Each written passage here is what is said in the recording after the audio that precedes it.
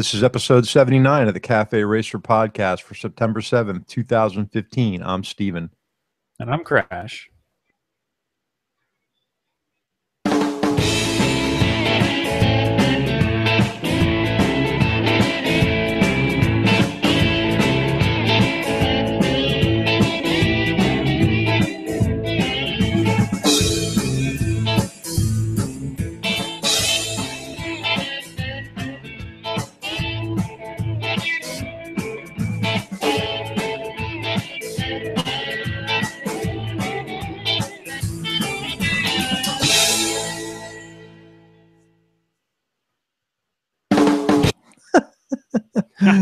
Almost perfect. Made it. Almost perfect. Almost. Okay.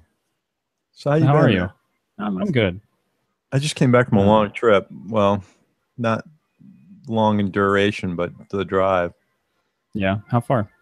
Drove up to Georgia on Friday with a stop in Gainesville first. And then I spent the night, Friday night in Gainesville, Thursday night in Gainesville with my mom. And it was her birthday Thursday, 88 years old. Happy birthday again, Mom. And then Friday morning I left for our hunt camp in Gainesville just to do some prep work, get some tree stands up. Made some stops on the way up there to get some things. Listened to a bunch of podcasts on the way up there. Saturday, we kind of worked around the camp, some of the other members there at the club, and drove back to my mom's Saturday night. So I spent yesterday and part of today with her, and then drove home today in some horrendous torrential downpours that I kind of recorded on Periscope on the way down, which was kind of neat. I don't actually know. What is Periscope exactly? It's something owned by Twitter that's a live video kind of chat type thing. So, the funny thing is Greg White's on there all the time. And yeah. He's on there not with nothing to do with motorcycling, but Greg's big into competition archery. And he's on there like showing live broadcasts of his practice sessions, and he did a bunch of broadcasts while he was driving to, like, I think South Dakota, with, like every 5 or 10 minutes he'd have something come up where he'd be talking on there. So it's an app for the phone. You turn it on. The cool feature on it is there's a map. So you click on the map and you'll see everyone who's broadcasting live around the world. I mean, I've actually clicked on some things in Russia just to watch these people, doing stupid stuff. But there's more and more companies that I think Harley-Davidson did a 2016 release of a couple of their motorcycles on Periscope. More of a publicity stunt than actually using that as their launch media for this point in time. But I plan on using it a little bit at AIM. We'll see how it works. It's pretty simple. You should download it for your phone. It's easy to use. The cool feature about it is if you're following people on there, like on Twitter, it'll pop up and it'll say, like Greg White's going live right now. And you can jump on there and it's interactive. So I've actually talked to Greg back and forth. He can see the questions that are popping up. That's cool. Yeah, the first time I used it at the gas station on a Sunday, and there were people I knew that kind of popped up on there, and they were like making comments, cool bike, stuff like that. I think one of the videos is actually on our page on Facebook. I downloaded it on there. What are you eating, man? Mexican pizza. Nice. You didn't bring any for me, you bastard. Nope. That's okay. I just had Lisa made You had a cookie. I had a cookie, and she made a really cool Vietnamese pork sandwich. That was really nice. Anyway, so that was my weekend. How about yours?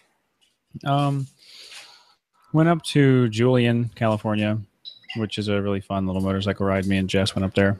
Got to wear our new helmets. Last week I talked about how I'd ordered the Shark Raw motorcycle helmet. Yeah, actually, that's kind of cool. Yeah, here it is. It came in. The only thing, the only issue that I had at all is that, this is actually the microphone for the Senna actually fits up in there really nicely and doesn't get a whole bunch of wind, and it sounds fine. she and I were both using Senna's. I have a 20S, and she has my old SMH10, and we were able to hear each other just fine. The only issue I had really was when I'd go to turn to check my blind spot, the mask will catch the wind and kind of shift on you, which wasn't the end of the world. It just does it. But I feel like it could be a little tighter. The mask, the strap could be a little tighter. I don't know if there's an adjustment or not. I can't really figure it out, but I'm sure I will be able to figure it out. So in fact, I may have just figured it out. Show me where the mount is for the Senna. So, like, it's kind of towards the back. Like if you look at the helmet from the bottom, it's not right on the side. It's towards the rear area, because the helmet is so curved on the bottom. It's so, it's such a round opening. I had to find a spot where it would fit, and then the microphone would be in the right spot. But it works just fine. I haven't had any issues with it. It's a comfortable helmet. Mine's a large, and I had to make a little tiny bit more room in the middle of the forehead area. But Jess has a small, and she loves hers. She said it fits perfectly. She had been riding with a medium full face helmet that I had, like a spare that I had, and didn't really know how poorly it was fitting until she got a new one that fits right. I really like the way it looks. Yeah, it looks good. I posted a picture on Instagram to my Instagram of the two of us, like in our jackets and helmets. It's kind of funny. We both have brown leather jackets. So like we're matching to the point of ridiculousness. Yeah, it's all right. It kind of looks better that way when, there's two people on a bike and they look kind of the same. Like there was a purpose. Yeah. If Jess was wearing pink, it would kind of clash with what you're wearing. Yeah, I mean, she likes pink, but not. She hasn't really expressed any interest in any of the like pink girls motorcycle gear that I've seen. What's your Instagram page again? I'm at Cafe Racer X on Instagram. That's right. I've actually posted a few things lately. Like I've been posting. It's weird. Thank you for that, because we need the content all the way around. So, and if I knew the password to the show's Instagram, I'd use it. I thought I sent it to you. You probably did, but I can't find it. Okay, I see this picture, and you look like aliens in this. Yeah, a little bit. Right. It's kind of cool. They look really neat, though, those helmets. I like them. So I'm in the market for a new helmet, too. I just don't know what to get. Yeah. I think we talked about this. It's definitely going to be a modular. One thing I really liked about these, the only other open face helmet I've ever worn is my Bell 500 Custom. And I don't have the shield on that. So it feels like a parachute. It's just catching the air, helmet's pulling back off my head. Right. This one, because the goggles and the little mask underneath fill up the whole space, I didn't feel that at all. Like the helmet felt, perfectly solid on my head the whole time. How about the comfort level? Really comfortable. I mean, I realize that it's not going to protect me at all in a crash. The face part. Right. I mean, the goggles, but like that little mask that covers your face and chin will do nothing for me if I fall on the ground. But, plenty of people wear open face helmets. So, right. Well, it's the same thing as it's that sliding scale of acceptable risk. So you go all the way from not having anything at all to a protective bandana to, full face, full on race helmet. But right. I guess it's the same thing when I use a modular and ride around town with the chin bar up. It's no different. Right. Right. I kind of like get into the habit of doing that. Like anytime I get off the interstate or the turnpike, I flip up the chin bar. I don't know. It's probably a bad habit, but part of it's just the heat, and I don't know. I think it's a habit, really. Maybe when I stop at places for gas, I'm less likely to take the helmet off. The chin bar slipped up. Same with a half helmet too. Yeah, that's what I liked about my. I haven't been in a modular helmet for a little while since we got those helmets from Cali. And yeah, I when I had my modular helmets before, I always liked, I'd pull up and get gas, flip the helmet up, and just leave the helmet on, walk around the gas station, do what I need to do. Right. Saves so much time, especially when I wear those ear canal headphones, ones that are basically earplugs. The monitors, yeah, I do too. Right. Yeah, and those things are so. Every time you pull my helmet off, I got to pull them out and put them back in, and then it adds so much time. Right. Having to take the helmet off. So this thing is the same way. Just flip the goggles up on top and. So I was, looking around doing some research on helmets. I was kind of bummed to find that X-Lite still hasn't. It's almost a year now. It'll be a year at AIM. They announced that Nolan was going to be carrying the X-Lite line in the U.S. and they still haven't. And I made a call to them the other day. I haven't got a return phone call back, but I imagine it's like anything else dealing with the Italian companies. It's on the Italian time when they get done. But they have that really cool modular they sell under the X-Lite brand that I tried on when we were at AIM last year that I'd really like to have. And it's still not available yet. I guess I could order it out of Europe if I wanted to, but I was hoping they'd have it here.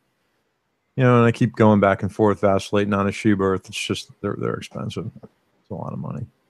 Yeah, those things are quite a few dollars. Yeah. And then Shoei's got the Neotech that I watched something on Revzilla the other day. They had like a new modular shootout with a bunch of new helmets. So I don't know. Maybe when we go to AIM, I plan on checking out modulars and checking out Scorpion's line of adventure gear. And I'm hoping Climb's going to be there. They may not, but I'm hoping they will be because they've redone the Badlands for 2016. Last year it was called the Badlands Pro. This year it's the Badlands. They made a bunch of changes, made it a little bit lighter, not as stiff. Supposedly the ventilation is supposed to be better, so we'll see. And that's what's kind of on the drawing board is the helmet and new riding gear of some type. Yeah. I've almost gotten all new riding gear at this point. Like I got different gloves, helmet, boots. I'll tell you the truth, man. I'm still using those Lee Parks gloves. They are just rock solid. Those things have not worn through. It's not like a cowhide glove where they start to get stiff and thin. These things are just like from the day I got them. I mean, they're dirtier for sure. I've washed them a couple times with like how he recommends with a mild dishwashing soap, but no, they've held up great. I may get a black pair to go with these. The ones I have are non-insulated too, and I may end up getting a pair of insulated ones. Because you know what a baby I am about cold weather. But other than that, so I'll give you some updates on the 10A. Yeah. Did I tell you what happened the last time? With maybe to make it really kind of a short synopsis on there. I went and I had the bike completely apart. I've got a bike, and I want to thank everybody who sent me emails with suggestions and everyone on the Goosey thread on the ADV forum with a bunch of suggestions. I tried almost everything. So making a long story short, I had pulled the starter off, checked that was fine, put it back on, checked the ground. I ran a jumper to bypass the ground because the bike, the ground on the bike is from the connection to the case. So the starter grounds on the case by itself. So I did a jumper and I fixed that. That didn't really change anything. I pulled the relay out. Go ahead. I said no. No, nothing changed. Pulled all the relays out and kind of examined them. Swapped the relay around because that's a suggestion that was made in the Gucciology book. And at the same time, they gave me this really kind of odd workaround that said, this is written in the book. It says, sometimes this may work. So follow me here. Turn your ignition switch to the off position, the kill position. Turn the key on. Thumb the starter button, and while thumbing the starter button, put the ignition switch on. Well, the bike started when I did that. Huh. And I'm thinking it may be because I swapped the relays, but it started every time after that. So what I did was I did a little bit more research, and I replaced all the relays on the bike. The original Siemens relays that came on that bike were known for having failures. And I'm thinking that maybe by me pulling them out and maybe jiggling them around or putting them back in, it caused something to make a better connection or work. But I went ahead and I replaced all of them with, there's a guy on the internet, Dan is his name, and I can't remember, Dan the relay guy, I think they call him, but he's got a whole web page. I'll post in the show notes. He sells relays for pretty much everything. And they were cheap. I think it was like, you know, $13 for all 5 of them shipped. And I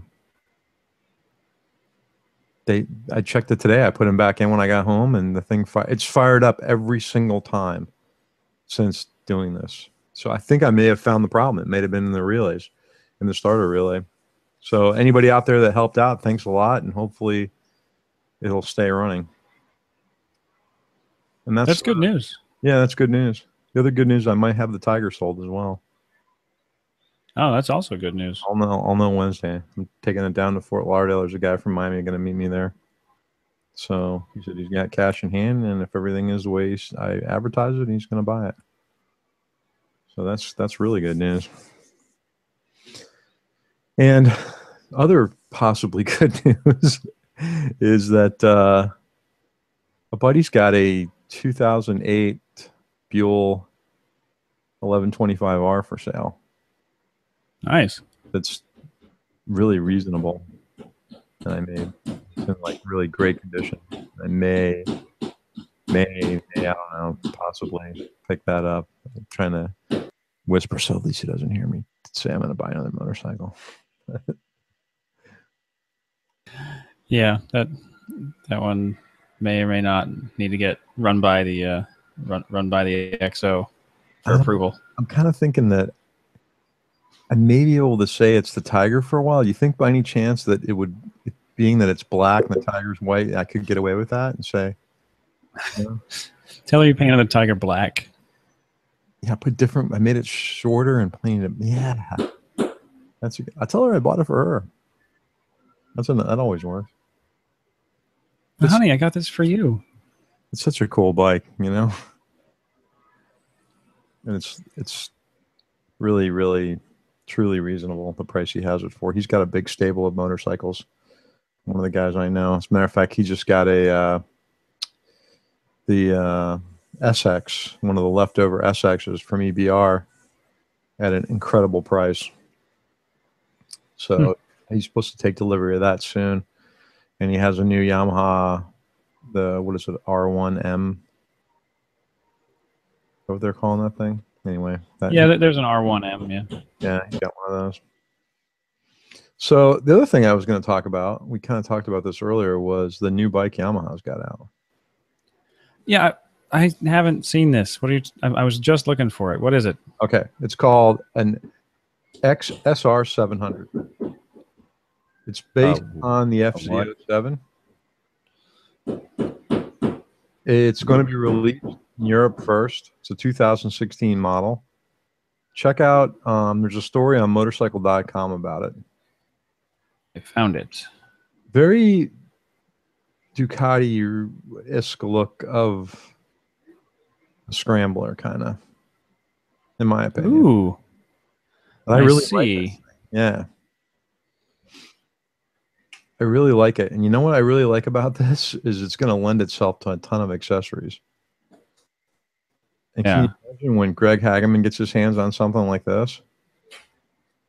There's going to be some cool builds out there. This is certainly a really neat retro-inspired bike that Yamaha's come out with. It's really interesting. Like, it's like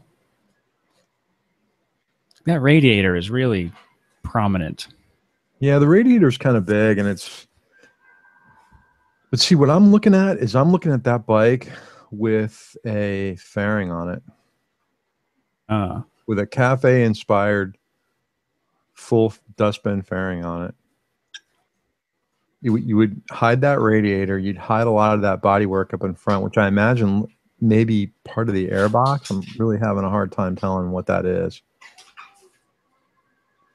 Yeah, I mean, because you can see the The picture I'm looking at shows it from the left side of the bike, and the plastic, it looks like probably a plastic piece right underneath the front of the tank, and then you can see the rectifier fins right there out in the air. But that's probably airbox or something. That's what I'm thinking. But you'd hide all that, you know? Yeah. They're already showing a bunch of accessories for it, which is kind of unusual. So like they're showing fly screens and some little rear racks and what looks like soft bags. These accessories that they're showing could be mock-ups. They might, they're just digital designs, prototypes. Because I don't see a picture of one of these things decked out, but it's only a matter of time before someone's got a full fairing for this thing. It's just a cool looking bike. So if it's going to be a 2016 model in Europe, we'll probably see it. Hopefully we'll see it as a mid-year bike for the US market, but more than likely it'll be a 2017. I'm looking for some specs on horsepower and stuff. And I'm imagining probably the same as the FZ07. Yeah. And it's that, it's the 270-degree firing order, so it sounds kind of cool. I like the way those things sound. Compared to the Ducati, I think I like this better, actually. Do you? Well, from a styling standpoint, just from aesthetics, I kind of do. I mean, I like the Ducati a lot, and I think now that Ducati has, I believe that they've released the accessory parts in different colors. Yeah. So you can, remember we originally talked about mixing and matching? Mm-hmm. So it appears that you're going to be able to do that. This video is I definitely like the Ducati better. You do? Yeah. I mean, at least in pictures. Who knows what I'll feel like when I see it in person. Hold on a second. I don't know. I mean, have you sat on one of the Ducatis yet? Yes. Yeah. What'd you think? I like it. I mean, in a lot of ways, it's ergonomically the same as my Bonneville was when the Bonneville was in its standard form. Before I put any cafe stuff on it. It just seemed a little small to me, actually. It seems smaller than a Bonneville. I might have to compare more closely. The dealer, there's a dealership real close to me right now that has Scramblers and Bonnevilles in the same shop. So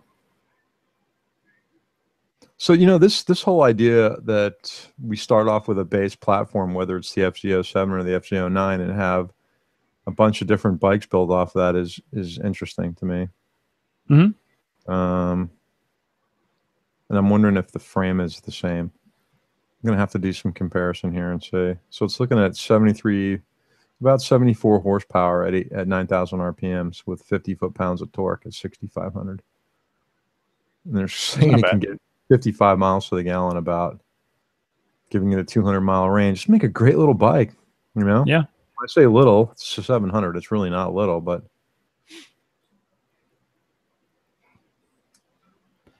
Yeah, I don't pay a whole lot of attention to engine size anymore. No, why not? I just don't really. I mean, it doesn't. I've got a little air-cooled single overhead cam 800 something cc engine that has not a whole lot of horsepower, and it does everything I need it to do. So, yeah, what if that engine was half that size? What if it was 400 cc's? Would it still do everything you needed to do, or would you feel like anemic? Right? I guess like below. Like anything above like 6, I don't really care all that much. Like if it's as long as it's a relatively modern engine, that doesn't really matter to me what size it is above like 650. Yeah, I also think it depends on the platform too, because for me, if I had a 600 cc and a 1000 sport bike, a liter sport bike, I think for around town the 600 would be better.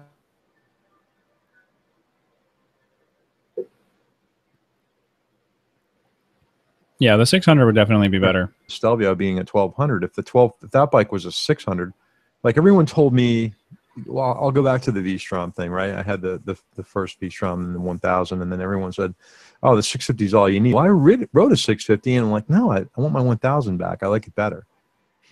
Maybe it's 250 pounds. Maybe it's I don't know. It's just, maybe it's used to it. So this bike at 700 may be a real medium. I don't know, man. The more I look at it, the one thing I kind of, now that I'm looking at it, the radiator is really huge. If it was black, like if the radiator was black, I think it would blend in better. Yeah, possibly. Because now it's kind of like a light metallic color. Yeah. I'm not sure I like the paint, that green, but they're talking about a garage metal paint as well, which I'm not sure, probably flat black, but that thing's kind of cool. Like I said, I want to see when Greg gets his hands on one of these, or Jesse Rook, or one of these other builders, that did, especially the guys that did the build for the Bolt at AIM. Yeah. That'd be really cool if they did that again with this bike. It's neat, and I can even see kind of changing those bars out, maybe, or taking the scrambler bars off and putting like some cafe bars on there. That thing would look really cool. Yeah. Or even some like. Go ahead. What'd you say? Oh, I was just going to say something else, but what were you going to say? No, go ahead. You said speaking of paint. Oh, paint. I'm. Well, a while back I got that big dent in the tank of my bike, and I have another tank to go on there, and so I'm thinking about changing the paint colors of the Bonneville completely, and putting, getting somebody to upholster the seat in brown leather instead of black. I've been thinking about doing like a flat, like military gray on the fender seat or fender seat cover and tank. Oh, that'd look cool. Or like a brown seat. Leather? Yeah. Yeah, that'd look really cool, I think. So it's, the side, what about the side covers? The side covers right now are flat black with stickers all over them. You gonna leave it like that or make them match? Nah, probably leave it.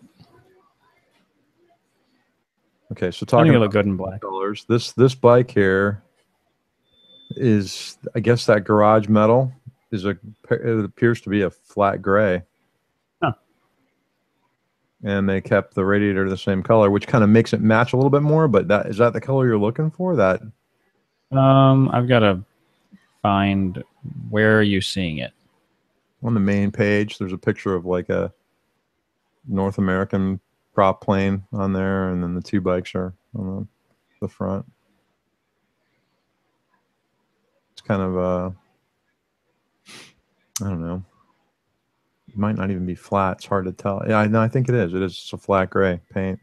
Looks like the color of the tank on the Le Mans as well. That would be cool, doing it in that color with a brown seat. That'd look really neat. I mean, that's the color combination from the Le Mans, just brown and on silver like that, or gray. Yeah, that's cool. I like that. When are you planning on doing that? You got to post some pictures if you do. Yeah, I will. I've got the tank is in a storage unit right now, but some shuffling around of stuff is going to occur here in the next week or so, and so I should get a chance to get in there, because I wasn't paying attention when I was putting stuff in storage, and all the boxes look the same. So I'm like putting boxes in the back, and I realized that I put the gas tank all the way in the back, even though I want to get it out and paint it. So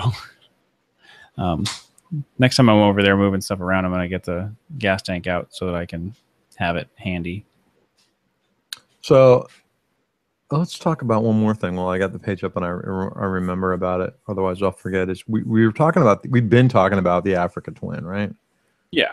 And I've listened to a couple other podcasts, and everybody's been kind of releasing numbers. MSRP is set at $12,999 for the bike, which is great, I think, for the base model, and for the DCT version of $13,699. Everybody's talking about now that there's no way I get the DCT. There's no way I get the DCT. Have you ever ridden a DCT bike? Oh, that's the ones that are like you don't have to pull a clutch in. You still shift. You just don't have a clutch lever, right? Well, from what I can tell, dual clutchless transmission, it's done both ways. There's no actual clutch on that side, and there's no shifting lever for the foot, but there's paddle shifters. Now, from what I understand, because I talked to a guy that had one on an Interceptor, which he actually loved it. He said he had pre-programmed modes in there so that there was no shifting at all, or he could manually shift using the paddle shifters. Just there's no clutch release lever or clutch engagement lever. Now here's the thing. There's two things. One, on every bike I've seen so far that Honda has offered with DCT, you could only get the ABS with DCT. Right. They're saying that both versions will have ABS standard with rear ABS on and off and something called Honda Selectable Torque Control, whether you get the DCT or not, which is great. Yeah. Because I've heard people say, you know, I would have bought that bike if it would have had like the X700 or the NC700X. I would have bought that bike if it would have been manual transmission with ABS. Right. So they're going to offer, both bikes are going to have ABS. And not really, you know, I've never really ridden a DCT bike except I think I rode that guy's Interceptor around the parking lot, and that was about it. But so we're having a conversation about this a couple weeks ago, and there's a guy that I hang out with, and I'm going to say his name and give him a shout out. His name is Scott Cantrell, and he was a professional road racer back in the 80s. He raced on the Macau Grand Prix team, I think in 87. And I think he might have even been, in 1 year of his life, AMA Rookie of the Year.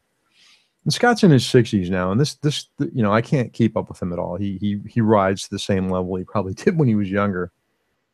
And he's got a bunch of bikes. And one of his bikes is a Super Tenere that he's got all modded out. And he's got a lot of miles on this. He rides this thing across the country a lot. He's kind of semi-retired. But he was saying, and this is a guy that'll take that Super Tenere off-road with like regular street tires on it, not even ADV tires, and just, you know, hammer that bike.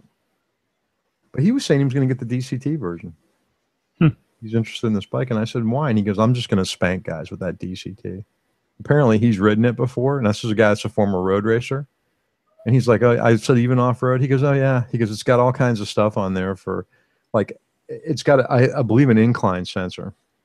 So it like retards and speeds up shifting depending on whether you're up on an incline or going down on an incline.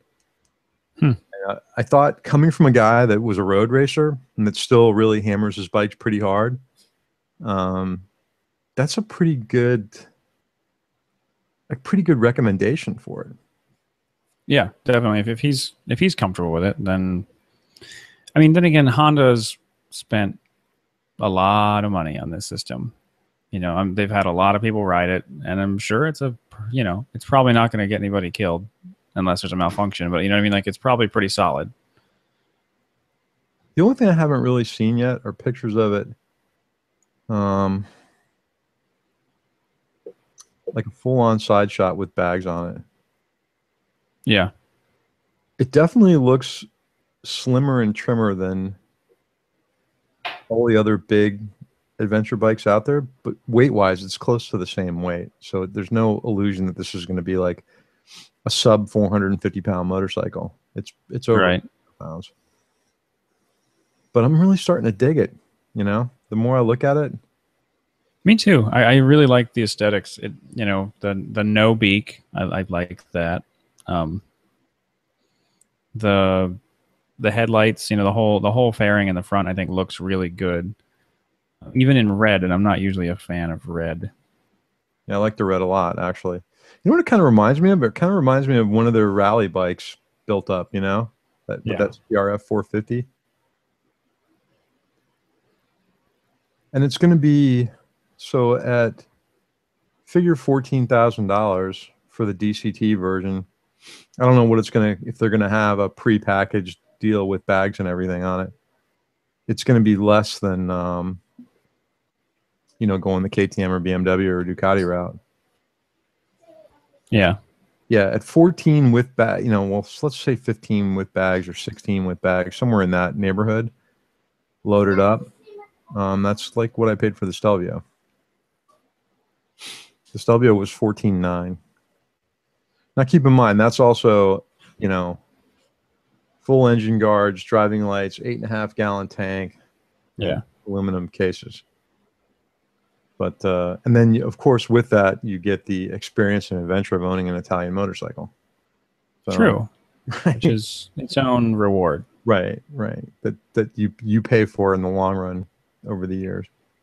Not that I'm complaining. I love the bike, but you know, there's something to be said about Honda dependability too. Yeah, I was gonna say, Right. So like I'm not usually one to endorse taking a leap on a product that's new for, you know, whatever given year, but who knows? It might be really good. well, I could be wrong too. I don't recall Honda having other than the fact that they've had releases of some motorcycles that were, you know, a limited one year only, or something that I just couldn't, from my viewpoint, couldn't understand why they released, like the DN01 or the MN01, NMO4, what, you know, those weird anime bikes. But I don't recall Honda having a release on a motorcycle that was just like a mechanical failure, you know. Yeah, I can't think either. Like even the NC 700X came out and was, from what I've heard anyway, I haven't heard anything bad about its reliability or anything. Let me see here. We just got a something from the chat room that I'm gonna, let's see if I can copy and paste here from James Razor of the Pace podcast. Thank you, James. Let me see what he sent me here. Some sort of images. Maybe it's a virus. Ooh, it's a Honda Africa Twin with engine guards and side cases. The whole badass. deal. That looks really good. The side cases they look like they're plastic with like an aluminum side piece. But I mean, they look good. I don't really. Yeah, but still, I like it. That looks really cool. Thank you, James. And I like that color scheme, the red, white, and blue. That's what that is? Because that looks like black and... Is that blue on there? Yeah, if you look at the front fender, that's a little red stripe and then a blue stripe. Right. You know, the gold rims. That's really neat. Yeah, I'm totally digging that. It looks, to me, that bike looks slimmer than, let's say, a DL1000. You know, it looks, and I could be wrong, it could be the same size, but it just looks like it's narrower and smaller. Even with that guy sitting on it, even if that guy's like a 6-footer, you know? Yeah, it does look slimmer. I kind of wonder how it compares to a Super Tenere, because a Super Tenere is not super thin, but it's, you know, similar in shape, I guess. You know what's really funny? Speaking of Super Tenere, like how relative it is to the owners. So a few weeks ago, I was riding with Scott, and he's on the Super Tenere, I'm on the Stelvio, and we've switched bikes in the past and rode off-road, you know, and it was funny, like how much he liked my bike after getting on it, you know, which I would have thought he would have felt it was porky and it just didn't steer as well. But this time we switched, we were on the pavement, and he just put in new clutch baskets. I guess they had a recall on the first year. There some problems with the Super Tenere clutch basket, and he put the 2014 clutch basket in. And, you know, he wanted me to see how it felt with the acceleration. Well, I got on that bike, and I'm like, man, this feels so much more powerful than the Stelvio. You know, I liked it so much. And then we switch, and he goes, yeah, your bike's got more power on than. I was like, it's just really, yeah, it's completely relative, I think, to the owner of the motorcycle. One thing I noticed on his bike, and this is a guy that, like, he's a fabricator too. He'll make stuff for motorcycles, which is always really cool. Well, you know how you got the big open gap where your triple tree comes up, especially on an adventure bike, because it's kind of surrounded there with gas tank and fairing and all these parts, right? So on the Stelvio, it's like a well that goes down through the bike where the triple tree comes up, and it just so happens that it's a vacuum for sand. So when you're running off-road, there's just nothing but sand getting thrown up. You follow me, right? Yeah. It's just like thrown up like at you. In your face, yeah. Yeah. Well, he had this like really cool accordion black fan thing that fit in that well area and took everything up, like all the space.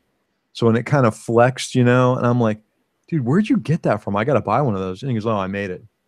I'm like, what? He goes, yeah, I made it. I bought a bunch of different like fans and stuff and some carbon fiber pieces. And because I got like 15 hours in that, I made it. But it looks like it was factory, you know? I'm like, oh. So cool. You mean like when you say accordion, you mean kind of like the Fort Gators on like an old, you know, an old dirt bike? No, like that kind of like a fan that some woman would, you know, pop and fan herself. Okay. With. Just like that. Yeah. Like that kind of accordion type material. All in black, you know, and it almost had like a plasticky feel to it with, you know, this really cool carbon fiber trim. And I was like, wow, that's really neat. It looked like it was made for the bike. He goes, yeah, I made it. So that's the kind of neat stuff he's got on his bike. But now that I see this picture, I like it even more. I don't know if I'd get the top case on it, but definitely it looks cool with side bags. Maybe, you know, after having top load bags for a while, I may stick with that and put some something on there like the Trax bags I have from SW Motec that came on the Gucci. But those look cool. These kind of remind me of BMW bags. It's on there now in the picture. Yeah, a little bit. Yeah. I don't know. We'll see. Hopefully they're going to have one at AIM. Be really nice. Yeah. One. That would be really. I kind of really nice. So on a first year, usually they don't have bikes you can ride unless they're actually being sold. You know, for the most part. Yeah, this would be neat. And that's my take on the Africa Twin and DCT. Actually, I think James was one of the guys that I had heard him say that he wouldn't buy a DCT bike, but I don't know. After hearing Scott talk about it, you know, I'd like to at least give it a try. That'd be, you know, for a demo to be able to have both bikes available would be certainly a good way to figure out which one you like more. I mean, I've got plenty of time riding a bike with a clutch and a gear shift lever, but to have the same exact bike be neat. Anyway, that's my story on that. Anything on your end interesting? Other than I just now looking at that Africa Twin, I really like it. I've been looking at Yamaha TW200s. Mm-hmm. Which for those of you that aren't familiar, it's kind of a little play bike, like a little 200cc dual sport Yamaha that is completely gutless and has absurdly large tires. And I think, well, Jess would really like to learn how to ride. And I've always had a crush on that little bike. And so we've been talking about like maybe in a few months or so trying to pick one up used. And she can learn on it, and I can commute on it, and we could go crash it into stuff because they're cheap, and she can, you know, do all the damage that a new rider can do to a motorcycle. What's the range on the secondary market with those price range wise? Around 2,500. They're like 4 or 5 new, and then kind of all over the place. You know, 25 to 3, like or 2 to 3,000. It's funny, James just posted on here. He said, I also won't buy a car with an automatic.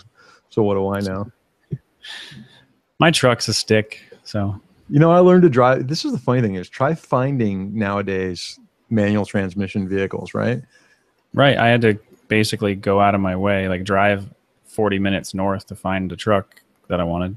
Right. So when Lisa, she's got a Honda Element, and she wanted to have 4-wheel drive, and she wanted a stick. Well, first of all, it's really rare to find 4-wheel drive vehicles in Florida just because they don't really sell very well unless it's a truck. So, you know, there's not a lot of 4-wheel drive cars sold, so that we had to buy it in South Carolina, and she forget finding the stick. They were just like, no, you're not going to get it. That being said, you know, we talk to people I know that drag race, right? And in cars, they always want an automatic for drag racing. I guess the automatic does better drag racing than a manual transmission does. The car will shit better than you can. On a motorcycle, I feel like everyone else does. I like having part of the sensory thing I like about a motorcycle is shifting, downshifting and just the whole thing. For me, it was part of learning how to ride the bike. It's part of the experience of riding a motorcycle. I like shifting. And I can imagine that it would take me a long time to get used to not having, grabbing a clutch, not having that concert between my feet and my hands, Yeah. That would be the tough part for me. The paddle shift, I probably would use the paddle shifters all the time, just because, again, it's the whole thing of the engine noise and knowing when to shift and the feel, and especially downshifting, things like that. Setting yourself up for a corner, getting in the right gear for the corner. I don't know. It might take some time, but I still want to ride it, first, see what it's like. And we're talking about what, a $700 difference. So, but that's really not a lot. Like if you're interested in that aspect, the DCT, like $700, that's nothing, right? When you're buying a new motorcycle. Yeah, I mean, when ABS used to be like $1,000, right? Now I've seen it as low as $500 for an option on ABS, but yeah, it's starting to get the bigger bikes is about $1,000 option. I don't know.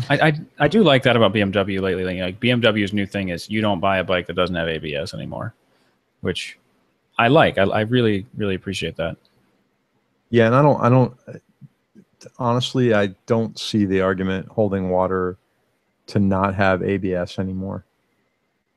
I don't know. I heard somebody say that just a couple months ago about, I wouldn't own a bike with ABS. It's stupid. And that's what you're supposed to learn how to brake properly. Yeah, okay. Well, do an ABS demo one day and tell me about it when they're standing on the brakes in gravel, and the bike comes to a stop. To me, the amount of commuting that I do in the rain, in the dark, for me, ABS is really important. And that's what I was kind of concerned about when we were looking at the EBRs, because all the ones we saw, the SX and the RX, didn't have ABS. We were hoping that the AX was going to have it as an option. But, for long distance traveling, daily commuting, the stuff I'm doing, like, riding 150 some miles every day round trip to work, to me, ABS is a requirement.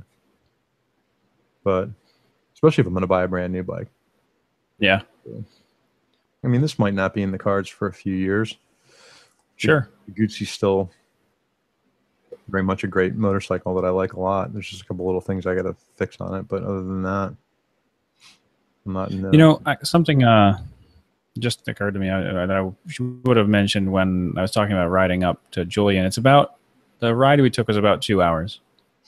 And that's the longest I've ever ridden with a passenger. Mm-hmm. And, riding on my Bonneville, which has not the most aggressive handlebars, but they're clip-ons. They're clip-ons on top of the triple tree instead of underneath. So mm-hmm. I'm not leaning forward as far. They're more like sport touring, range, not race bike range. But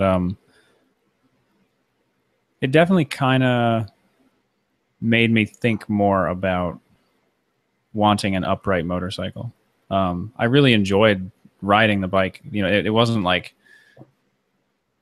bad. It wasn't a bad 2 hours. I thoroughly enjoyed the trip. It was just,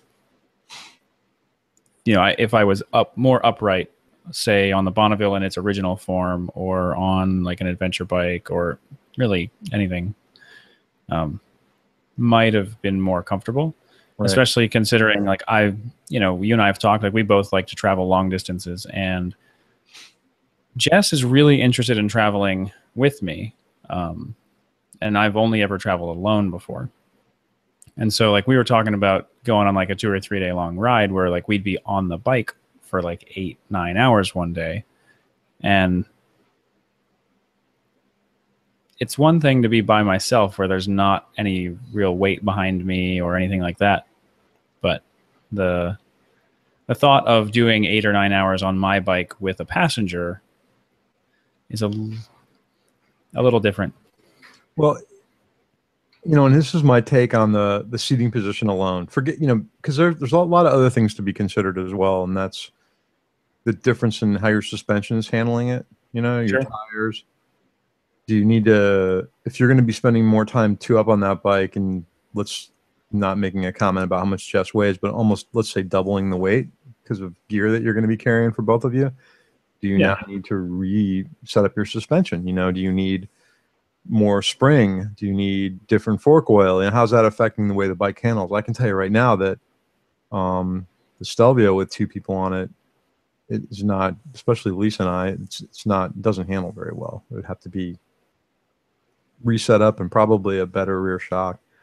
The Bonneville, I've got shocks from a more powerful bike on there that they're pretty comparable though. They're shocks from they're KYB shocks from a ZRX 1200, and the bike's the same weight. They're set up for a rider of my weight, and I didn't have any issues. And riding with her from here to for 2 hours on twisties, I didn't feel any of that at all. Like oddly enough, the bike actually feels better in a lot of ways with the passenger on it. Like I might have had things set up improperly for me by myself this whole time, because like I said, the bike feels more planted and more secure in a lot of ways. Like I'm more comfortable. But the only time it's ever like is braking. That's the only like noticeable difference. It definitely takes more brake to slow down. Well, the other thing I was going to say is that if you talk about seating position alone, there's now the gap between the passenger and the rider has gotten bigger, right? When you're leaning forward more. And I don't know how much of a difference it is between the bars you have now and what your stock bars were, is how close you'd be to the passenger. But for one, that leads a little bit, the closer you are to the passenger, in my opinion, my passengers in the past have felt like they were safer when they were closer to the rider. Yeah, So she pretty much doesn't sit. So the Bonneville seat, it's a Thruxton seat, but the same damn bike anyway. The rider's portion of the seat is really big. It's really long from front to back. And I tend to, when I ride, sit in more of like the front part of it. It wasn't until about halfway through the ride that she ended up sitting on her actual part of the seat. Like, do you know how they all have that little grab strap that runs across the top of the seat? Right. Well, she sits either on that or slightly in front of that most of the time when she rides with me. She's sitting on my part of the seat. So there's really no, like, we could probably put a tail bag on that bike with the two of us on it. Well, because you guys are both like narrow people. I'm not narrow. Neither is my wife. And the problem with the setup on the Stelvio is the position of the bags forces the passenger to sit closer to the rider. Mm-hmm. Because of and there's a couple guys that have actually modified the brackets to move the bags down and back a little bit because they're high forward. So there's nowhere really to put your legs other than, you end up closer to me when you're sitting on the back of the bike. And that makes it really uncomfortable when you're riding. I felt like she was pushing me against the tank the whole time. So, yeah, and I guess with having that extra room in there, there's more freedom to move around and you can find a comfortable spot and it's not going to be as cramped. And, the other thing, too, for two-up riding, you may even think about if you're going to get a seat done custom, why don't you have EMS or Ricky Mayer make you a seat? Yeah, that's a possibility. And the cut, the dish sections for both riders, so it kind of is a little bit more comfortable. Two up, that bike's fine for what you guys are, that weight wise. Yeah, it was great. Like, I mean, the only on 2 hours, like I've never ridden that far with a passenger, but I've ridden a lot longer than that. She's never ridden that long ever. Mm-hmm. She's ridden dirt bikes herself when she was younger, like a little bit as a kid. But she's never been on a motorcycle for that long. When we were done, like at the end of the day, her butt was a little sore, but she said that the whole time, like, she didn't get any discomfort, like in her knees or anything. Like, we spent about 4 hours on the bike all told. And I had some pain in my left knee, which I always get when I ride for anything longer than about an hour and a half. But it just settles into like a dull ache and then goes away the next day. So it's not really that big of a deal to me. But we're talking about, working up to like longer and longer trips to see what's tolerable for the two of us. My guess is once you get that little Yamaha, it's going to be a really short time before she wants her own bike. I think we may have already picked that one out. Which would be what? She really wants me to get a Ducati Scrambler. And then she's going to ride the Bonnie? Yeah, or the Scrambler, whichever one. Right. I mean, the Scrambler's a full 100 pounds lighter than the Bonnie. Really? Yeah. See, that is smaller then. Honestly, if it's 100 pounds is a big difference. You're not just going to hide in parts. The bike's smaller. Yeah. What's the service interval now on the valve adjustment on that? Is it 15? Great question. Probably less than I really want it to be. Well, honestly, that bike's not. I think it would be easier to learn how to do yourself on that than on any of the other bikes Ducati makes. Because it doesn't seem like everything's buried. It looks like the tank would come off pretty easily and you'd be able to get to things. I could be wrong. Something else about the Africa Twin I just noticed, it's got a 21-inch front tire. Oh, nice. For all those really particular ADV guys that are like, if it doesn't have a 21-inch tire, then it's not a real dirt bike.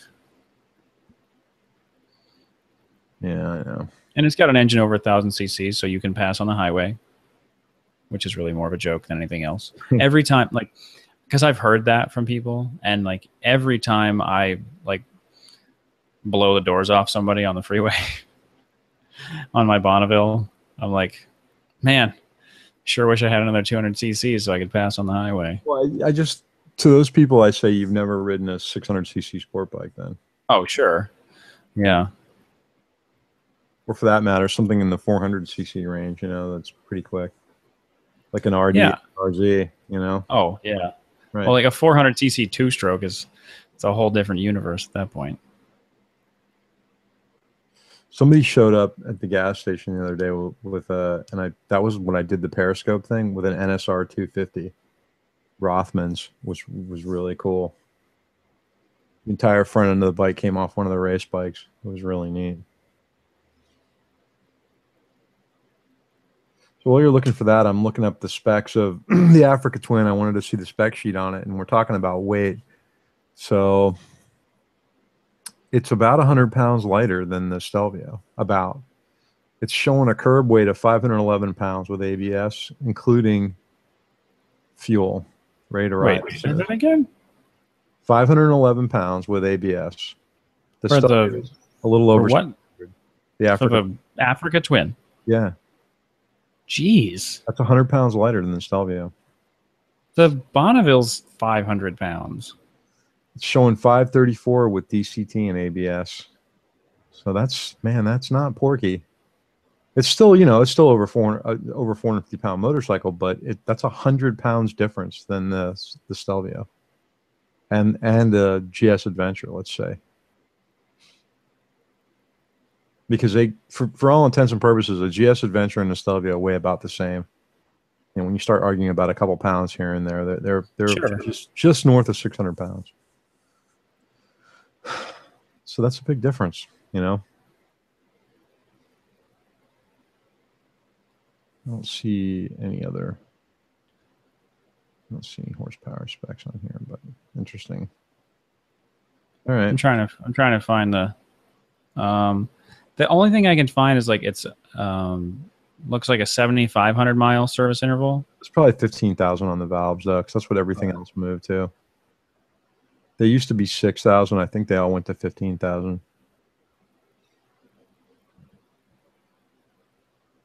Which that. Okay, yeah. So the main services like oil change and stuff like that is 75, and then 15 on the valves. Yeah. Right. Right. Which isn't bad. No, I mean the Bonneville's. You check your valves every 12. So. And it's 6,000 on the Gucci's. They're all 6,000, but they're easy to get to and they're easy to do, so it's not a big deal. Well, that's interesting. So, if you were to get one today, what color would you get? What bike would you get? The Urban Enduro, the green one. The green one, right? Yep. Yeah. And you like that better than the Yamaha, than the XSR. Yeah. Okay. I mean, I haven't ridden either of them, so maybe not. But I do really like the idea. And as I was just talking crap about CC, like people thinking about engine displacement, but I do like the idea of the 1,000cc Ducati motor. As opposed to the 700cc parallel twin that's in the FZ. I thought the Ducati was an 800. It's not. Is it? I thought it was 1,000. 1,000? Let's look. I could be wrong, but anyway. I could be wrong too. So last year at AIM, they had scramblers that were not, you couldn't touch them. Yeah. They were up on a stand, a pedestal, and I remember, I think James or Chuck might have talked to one of the guys, and the guy was like, some of these parts are still clay on this bike. It was really right. a prototype. At IMS in Miami, there was a couple that I sat on that were there. I'm hoping maybe that Ducati will have some demos. Now, they have been doing, it is an 803cc engine. Okay. So you're right. But they have been doing demos. I know because there was a Ducati demo truck here a month and a half ago, and they were doing demos on the Scrambler. I didn't do one because I was out of town, but they were here. Okay.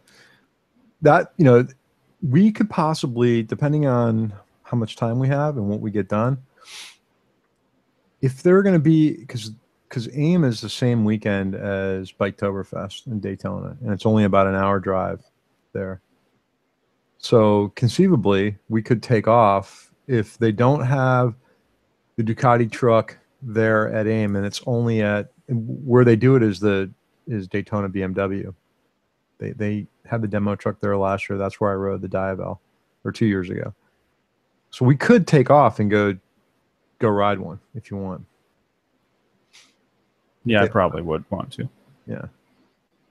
And they were pretty cool about accommodating, like, how usually you have to be there at the demo tent to sign up? Well, Christy and I rode the Diavels together, and she was running late, so they actually let me sign her up without her being there. Nice. Which was kind of cool. But maybe we'll look into that. Do you know what your actual days are going to be at AIM are yet? So I'm going to fly standby into Miami, just because Miami's a one-way, or a one leg. I don't have to lay over anywhere, and then just rent a car and drive. I know it's a couple hours, but it's not that big of a deal. It saves me money in the long run. Right. But because if I do standby, I have to pay for every leg of the trip. So if I stop somewhere, I have to pay again. And since Miami's one nonstop nonstop from San Diego, so I'm gonna try to be out there on the 14th, and that way I'll be there for the 15th and the 16th. And when basically I'm off for 2 weeks, so okay. Depending on Jess is probably coming with me, or she's trying to come with me, and so her schedule would kind of dictate when we need to be back. She has to be back for work at a certain point. But I'm just thinking that depending on how this thing shakes out time-wise and everything, that you may be able to use my truck. Like, I might be able to pick you up on the 14th. Oh. And you guys could use my truck until you wanted to rent a car. You know what I mean? Right. Because I may ride up on one of the bikes for this. So Spencer from the Gear Dude, yeah, talking about coming out, and we, him and I may ride up together. I don't know yet. We haven't figured it out, but I got to look at his schedule too. And there's a possibility that I may just do the 15th and 16th and come home like mid-afternoon on the 17th, because we saw it gets kind of crowded on the regular Yeah, I wasn't really planning to go to the regular general admission days. No, you can pretty much get everything you need to get done in the first 2 days, honestly. Yeah. Especially the thing I don't really want to miss is Thursday, because that's when they do all the product announcements and rollouts, and I've missed it the last 2 years. Right. Yeah, I was planning on being there for Thursday. Yeah. All right. Well, that's where we're going to be. So we really love it. A little over a month. Yeah, in a little over a month. We really love it to meet people. I've met a few people at AIM that listen to the show, and Crash and I are just two normal dopey guys. So I don't even know if I'd call myself normal. Okay, so we're both just dopes. Yeah. We're really approachable though. So if you see us hanging out and talking, come up and say hi. We'd love to talk to you. And I will fight you, whoever you are. I'm not approachable. I'm just kidding. I don't. It's kind of true though about him, really, especially around motorcycles. But anyway, he gets this kind of biker persona. But oh god, I put on cruiser face. Cruiser face, right? Anyway, again, come hang out with us. Talk about your bike. We might even interview you for the show. Yeah, but that's all I got, brother. Yeah, me too. I'm gonna try to ride to work as much as I can this week. I've been really thinking, like seriously thinking about putting the saddlebags on the bike and just leaving them. Because there's been a few times, like this trip to Julian, we're like walking around and saw something like kind of cute that we wanted to buy, and like, yep, rode the bike. Don't have a backpack. Don't do that. The bike looks cool with them on there. Just leave them on there. It does. I know.